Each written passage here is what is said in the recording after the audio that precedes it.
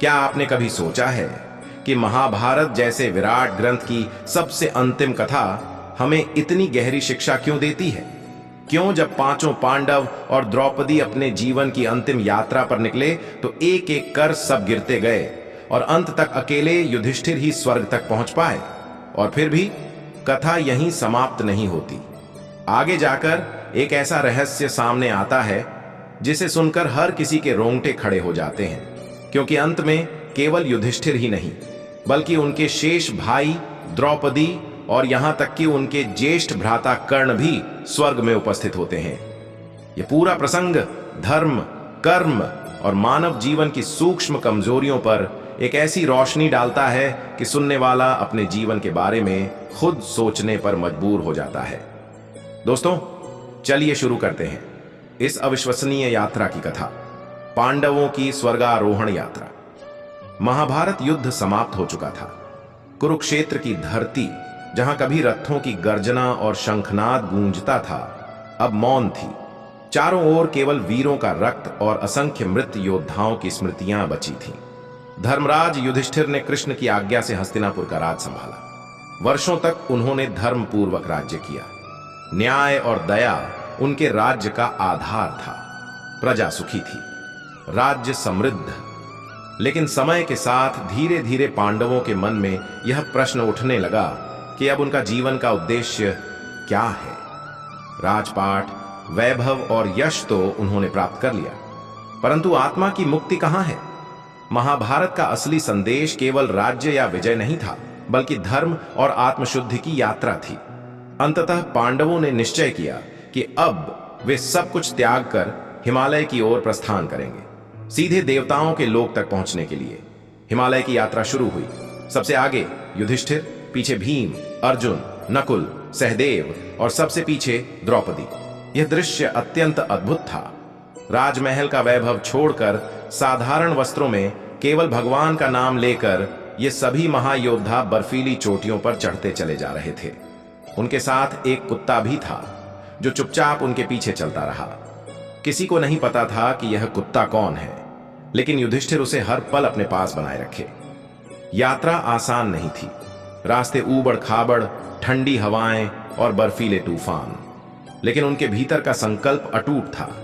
वे जानते थे कि यह यात्रा केवल देह की नहीं, आत्मा की भी अंतिम परीक्षा है। पहली परीक्षा द्रौपदी की हुई। जब वे सब ऊंचाई पर पहुंचे तो अचानक द्रौपदी का पैर डगमगाया और वे गिर पड़ी।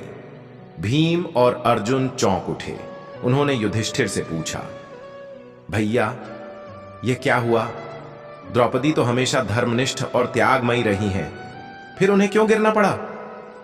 युधिष्ठिर ने शांत स्वर में उत्तर दिया, द्रौपदी महान थीं, लेकिन उनके हृदय में एक सूक्ष्म पक्षपात छिपा था।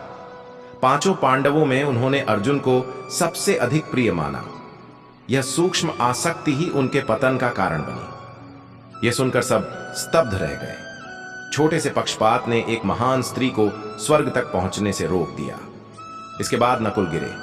नकुल अत्यंत सुंदर और धर्मनिष्ठ थे, लेकिन युधिष्ठिर ने कहा, नकुल को अपने रूप और सौंदर्य पर गर्व था, यही उनका पतन का कारण बना।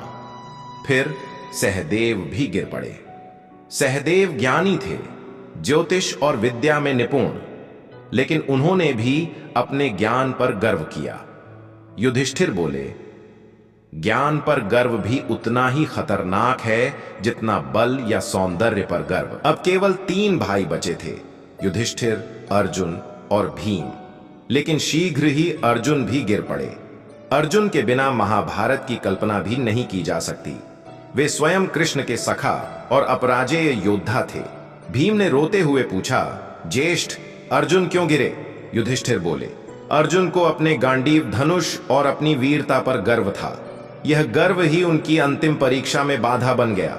इसके बाद यात्रा जारी रही, लेकिन अगले ही चरण में भीम का संतुलन बिगड़ा और वे गिर पड़े। उनका शरीर विशाल था, परंतु अब वह धरती पर पड़ा था। भीम ने गिरते हुए धर्मराज युधिष्ठिर से कहा, ज्येष्ठ, मुझे इतना तो पता है कि ये मेरे किसी पाप का फल मुझे मिल रहा है, किंतु गिरने से पहले मुझे भी मेरे पापों से अवगत कराए। युधिष्ठिर ने उत्तर दिया, भीम, तुम अपने बल पर अत्यंत गर्व करते थे। यह गर्व ही तुम्हारे पतन का कारण बना। धर्म में भी यदि अहंकार प्रवेश कर जाए तो वह मुक्ति का मार्ग बंद कर देता है। अब केवल युधिष्ठिर और वह कुत्ता बचे थे। पांचों भाई और द्रौपदी धरती पर गिर चुके थे, लेकिन युधिष्ठिर ने एक बार भी पीछे मुड़कर नहीं देखा। उनका मन केवल भगवान में स्थिर था। वे जानते थे कि यह यात्रा शरीर के लिए नहीं, आत्मा के लिए है। अंततः युधिष्ठिर स्वर्ग द्वार पर पहुंचे। वहां इंद्रदेव उनका स्वागत करने आए। उन्होंने कहा, युधिष्ठिर, तुम्हें स्वर्ग में प्रवेश की अनुमति है, लेकिन यह कुत्ता हमारे साथ नहीं आ सकता। इसे यहीं छोड़ दो। युधिष्ठिर ने दृढ़ता से उत्तर दिया, यह कुत्ता मेरी यात्रा का साथी रहा है। इसे छोड़कर मैं स्वर्ग नहीं जा सकता। यदि इसे स्वर्ग में स्थान नहीं है तो मुझे भी स्वर्ग नहीं चाहिए। इतना कहते ही कुत्ता अपने वास्तविक रूप में प्रकट हुआ। वह और कोई नहीं बल्कि धर्मदेव स्वयं थे, युधिष्ठिर के पिता। इंद्रदेव ने कहा, युधिष्ठिर, तुमने सबसे कठिन परीक्षा उत्तीर्ण की है। धर्मपालन का यही सच्चा रूप है, निष्ठा, निष्पक्षता और करुणा। अब तुम्हें देह सहित स्वर्ग में प्रवेश की अनुमति है। लेकिन कथा यहां समाप्त नहीं होती। युधिष्ठिर स्वर्ग पहुंचे और वहां उन्होंने कुछ ऐसा देखा जो उन्हें विचलित कर गया। उन्हें अपने भाइयों और द्रौपदी का कहीं पता नहीं चला, बल्कि वे असुरों और अपने शत्रुओं की आत्माओं को स्वर्ग में देखकर आश्चर्यचकित हो गए। उन्होंने इंद्र से पूछा, मेरे भाई कहां हैं? द्रौपदी कहां हैं? क्या वे स्वर्ग के योग्य नहीं थे? इंद्र मुस्कुराए और बोले, युधिष्ठिर, यह भी एक परीक्षा है। तुम्हारे भाइयों और द्रौपदी ने अपने कर्मों के सूक्ष्म फल का भोग किया है। अब वे भी स्वर्ग में प्रवेश करेंगे। यह जान लो कि अंततः धर्म के मार्ग पर चले हुए किसी का विनाश नहीं होता। कुछ ही क्षणों बाद युधिष्ठिर ने देखा, भीम, अर्जुन, नकुल, सहदेव और द्रौपदी स्वर्ग में उपस्थित हो गए। सबके चेहरे पर दिव्य आभा थी। उनके भीतर से अब गर्व, आसक्ति और पक्षपात का अंश भी मिट चुका था। वे सब स्वर्ग के अधिकारी बन चुके थे। और फिर सबसे अद्भुत क्षण आया। युधिष्ठिर ने देखा कि वहां उनका ज्येष्ठ भ्राता कर्ण भी उपस्थित है। हां, वही कर्ण जिन्हें जीवन भर सूत पुत्र कहा गया, जो महाभारत युद्ध में कौरवों के पक्ष में लड़े, लेकिन जिनका हृदय दान, वीरता और धर्मनिष्ठा से भरा था।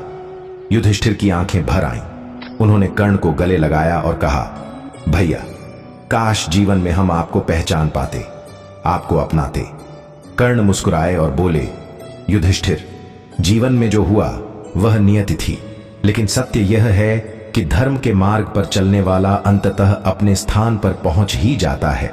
मेरे दान और त्याग ने मुझे यहां पहुंचाया और तुम्हारी धर्मनिष्ठा ने तुम्हें।